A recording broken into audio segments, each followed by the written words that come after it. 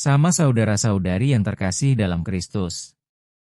Dalam kehidupan sehari-hari kita sering memahami realitas melalui apa yang disebut hukum sebab akibat. Cara berpikir ini terasa logis. Apa yang kita lakukan hari ini akan menentukan apa yang kita alami esok hari. Orang yang rajin bekerja akan menuai keberhasilan. Orang yang berbuat salah akan menerima akibatnya. Pola ini sering diringkas dalam ungkapan yang akrab kita dengar, apa yang ditabur, itulah yang dituai. Cara berpikir seperti ini memberi kita rasa keteraturan dalam hidup, seolah-olah segala sesuatu dapat dijelaskan dengan rumus yang sederhana. Namun Injil hari ini mengajak kita melangkah lebih dalam dari cara berpikir tersebut. Ketika para murid melihat seorang pengemis yang buta sejak lahir, mereka segera bertanya kepada Yesus, "Siapakah yang berbuat dosa, orang ini atau orang tuanya, sehingga ia dilahirkan buta?"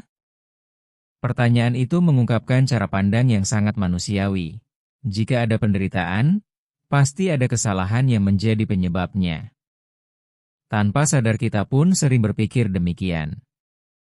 Ketika seseorang mengalami musibah, kita diam-diam bertanya, apa yang salah yang telah ia lakukan? Namun jawaban Yesus mengguncang logika yang sudah mapan itu. Ia berkata bahwa kebutaan orang itu bukan akibat dosa dirinya ataupun dosa orang tuanya, melainkan agar pekerjaan Allah dinyatakan melalui dirinya. Jawaban ini tidak dimaksudkan untuk menjelaskan semua misteri penderitaan, tetapi untuk membuka mata kita bahwa hidup manusia tidak dapat direduksi hanya pada perhitungan moral yang sederhana. Ada ruang yang jauh lebih dalam di mana Allah bekerja, seringkali melalui situasi yang justru kita anggap sebagai kelemahan atau kegagalan. Penderitaan seringkali menjadi tempat di mana manusia paling terbuka terhadap kehadiran Allah. Bukan karena Allah menghendaki penderitaan, melainkan karena di dalam keterbatasan itulah manusia belajar melihat realitas dengan mata yang lebih jernih.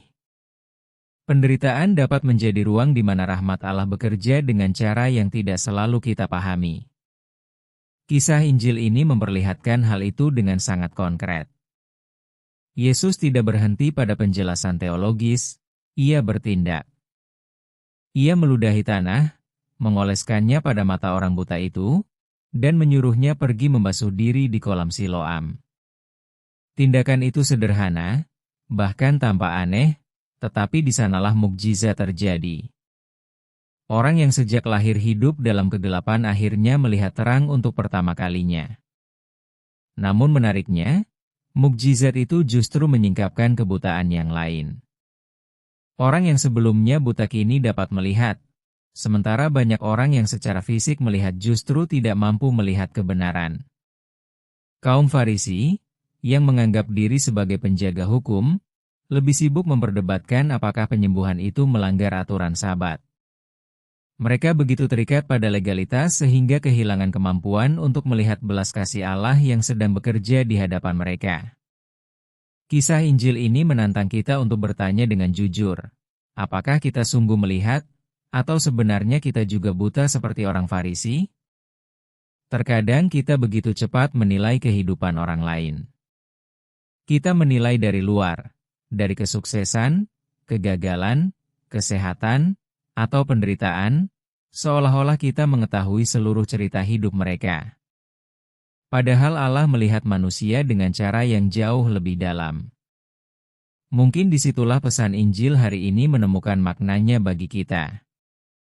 Mukjizat terbesar bukan hanya ketika mata fisik terbuka, tetapi ketika hati manusia mulai melihat dengan belas kasih.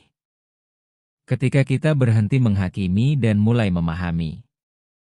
Ketika kita tidak lagi sekadar bertanya, siapa yang salah, tetapi mulai bertanya, bagaimana kasih Allah dapat dinyatakan di sini?